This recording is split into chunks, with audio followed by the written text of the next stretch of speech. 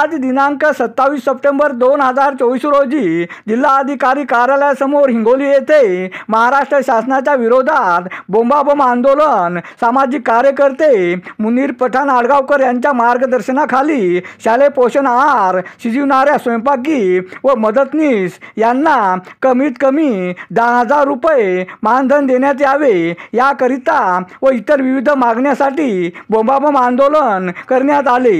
यावेळी सामाजिक कार्यकर्ते मुनीर पठाण आडगावकर, गजानन वैद्य, राहुल पाईकराव, भूषण हानवते, पंचफुला ठोके, सुनीता भालेराव, देवशाला कुरे, सकुबाई पाईकराव व मोठ्या संख्येने शालेय पोषण आहार शिजवणाऱ्या स्वयंपाकी व मदतनीस महिला उपस्थित होत्या।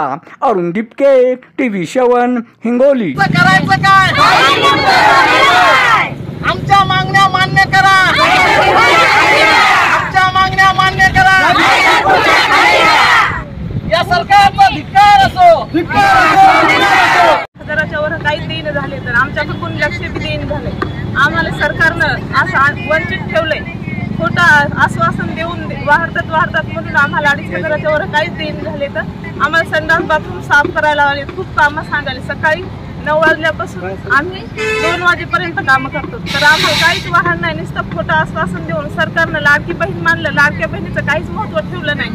काही वाढून गेलं, 2-2.5 हजारात काय होते आमच्या लेकराबाळाचा शिक्षणाचा खर्च, का आमचे खाण्यापिण्याचा खर्च, काही मोलमजुरी, एक तर कामही बी होत नाही दुपारून काही 2 वाजताच्या नंतर आणि काहीच नाही। म्हणजे आम्हाला दोन्हीकून मधातच आडफडून ठेवले आणि खोटा आश्वास देऊन वाढते पगार म्हणून आम्हाला जागेवर ठेवले। शासनाने जी लाडकी बहीण योजना काढली, ती लाडकी बहीण योजना म्हणजे ज्या महिला काम करत नाहीत त्या महिलेला दर महिन्याला 1,500 रुपये म्हणजे देण्याचे कबूल केले। परंतु आमच्या ह्या ज्या महिला आहेत शालेय पोषण आहार शिजवण्याचं काम करतात आणि शिजवताना यांना आतापर्यंत मागील 20 वर्षापासून फक्त आजपर्यंत 2,500 रुपये मानधन आहे।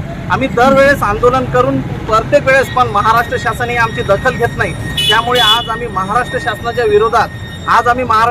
विरोधात बोंबाबोंब आंदोलन केलेलं आहे। ज्या महिला काम करत नाही त्या महिलांना 1,500 रुपये देण्यात येतात, परंतु आमच्या महिला सकाळी 9 वाजल्यापासून 4 वाजेपर्यंत जिल्हा परिषद शाळेमध्ये काम करतात। शालेय पोषण आहार शिजवण्याचं काम करून विद्यार्थ्यांना काळजीपूर्वक सगळं जे अन्नधान्य आहे ते वाटप करतात, परंतु आम्हाला फक्त आजपर्यंत 2,500 मानधन आहे। महाराष्ट्र शासनाला एवढीच विनंती आहे की यापुढे मेनू वाढलेला आहे शालेय पोषण आहाराचा आणि मेनू वाढल्यामुळं आम्हाला महाराष्ट्र शासनाकडे एक कळकळीची विनंती आहे की आमच्या या पण लाडक्या बहिणीचा विचार तुम्ही 10,000